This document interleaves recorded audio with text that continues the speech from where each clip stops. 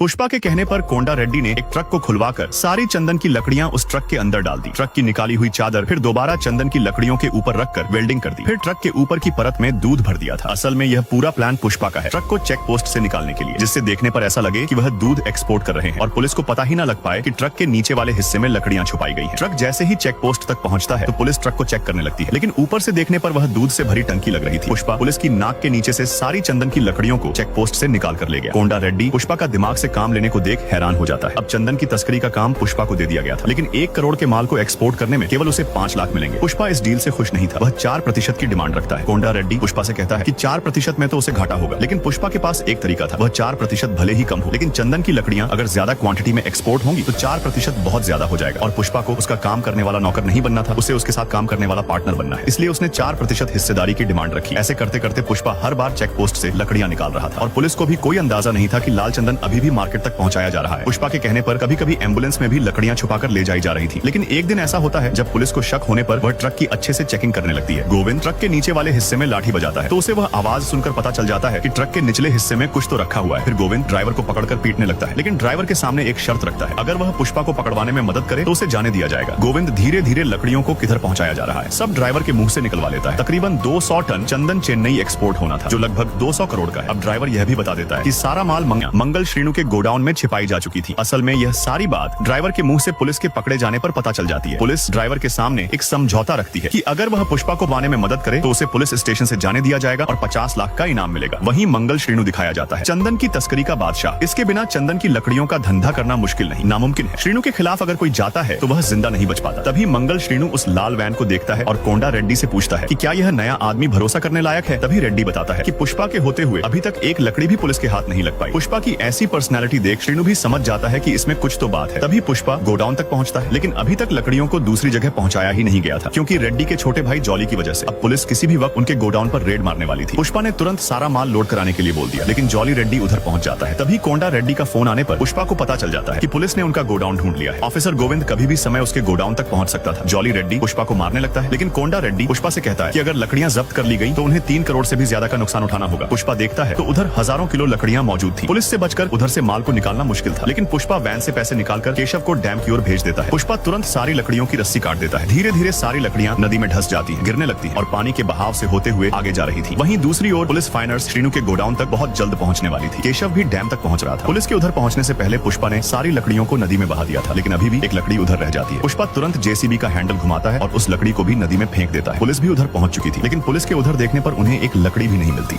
लकड़ियों की छानबीन करने लगती है, लेकिन उन्हें एक लकड़ी भी नहीं मिलती। वहीं दूसरी ओर केशव सही समय पर डैम तक पहुंच चुका था। डैम के चौकीदार को पैसे देकर डैम बंद करने के लिए कहता है। असल में यह पूरा प्लान पुष्पा का था। उसने फिर एक बार पुलिस से पहले ही सारी लकड़ियों को नदी के उस पार पहुंचा दिया था। अब लकड़ियां डैम से होते हुए आगे जा रही थी, लेकिन सही समय पर केशव ने डैम को बंद करा दिया। डैम बंद होते ही पुष्पा ने जो सारी लकड़ियां नदी में फेंकी डैम पर इकट्ठा हो चुकी थी। वहीं गोविंद भी हैरान होकर पुष्पा को देख रहा था कि सारा माल उधर से ले जाना नामुमकिन है। तो यह सब पुष्पा ने कैसे किया? गोविंद पुष्पा से कहता है कि हाँ, वह भले ही आज जीत चुका है, लेकिन वह जो बाजी खेल रहा है वह हारेगा। किसी न किसी दिन वह हिरासत में होगा और हम जश्न मनाएंगे। पुष्पा ने जो सारा माल बचाया उसकी कीमत 100 करोड़ से भी ज्यादा की थी, इसलिए एक रात में पुष्पा मंगल श्रीनु और सभी का पसंदीदा बन चुका था। पुष्पा का रिश्ता भी उसकी पसंदीदा लड़की श्रीवल्ली से हो रहा था। पुष्पा अपनी माँ को उस लड़की के घर ले जाता है, लेकिन पुष्पा की माँ को ऐसा लग रहा था कि लड़की के परिवार वालों को कुछ गलत फहमी हो चुकी है। तो पुष्पा केशव से पूछता है कि तूने ऐसा क्या बोल दिया? केशव बताता है कि उसने तो केवल यही बोला है कि तुम मोलेटी परिवार से हो। जब पुष्पा की माँ को पता चलता है तो वह पुष्पा से घर वापस जाने को बोलती है, लेकिन पुष्पा कहता है कि माँ तू इतनी चिंता क्यों कर रही है, हम मोलेटी परिवार से ही तो हैं। तभी श्रीवल्ली उधर आ जाती है। यही वह लड़की थी जिससे पुष्पा की शादी होने वाली थी। पुष्पा श्रीवल्ली को देख बहुत खुश था, लेकिन यह खुशी ज्यादा देर तक नहीं टिकने वाली थी। मोलेटी परिवार का बेटा मोहन उधर पहुंच जाता है। फिर वह कहता है कि शादी तो हो रही है, लेकिन किसको यह नहीं पता कि पुष्पा किस खानदान का है या उसका कोई परिवार है भी कि नहीं। मोहन पिता से कहता है कि वह किस नाजायज से अपनी बेटी का रिश्ता तय कर रहा है। लड़की का पिता कहता है उससे बोला गया था कि वह आपका भाई है, इसलिए वह अपनी बेटी का रिश्ता करा रहा है। मोहन कहता है कि उसके बाप का नाम लगाने से कोई नाजायज हमारे परिवार का हिस्सा नहीं बन जाता। क्या सबूत है कि यह मेरे बाप की ही औलाद है? पुष्पा अपनी बेइज्जती बर्दाश्त कर रहा था। वह जैसे ही उठता है उसकी माँ उसे रोक लेती है, लेकिन पुष्पा बहुत बर्दाश्त कर चुका था। वह उधर से उठकर मोहन के सर पर लौटा फेंक कर मार देता है। इस बीच उसकी माँ जमीन पर गिर जाती है और उसके सर से खून बहने लगता है। पुष्पा केशव को वैन लाने के लिए कहता है और उधर से अपनी माँ को अस्पताल ले जा रहा था।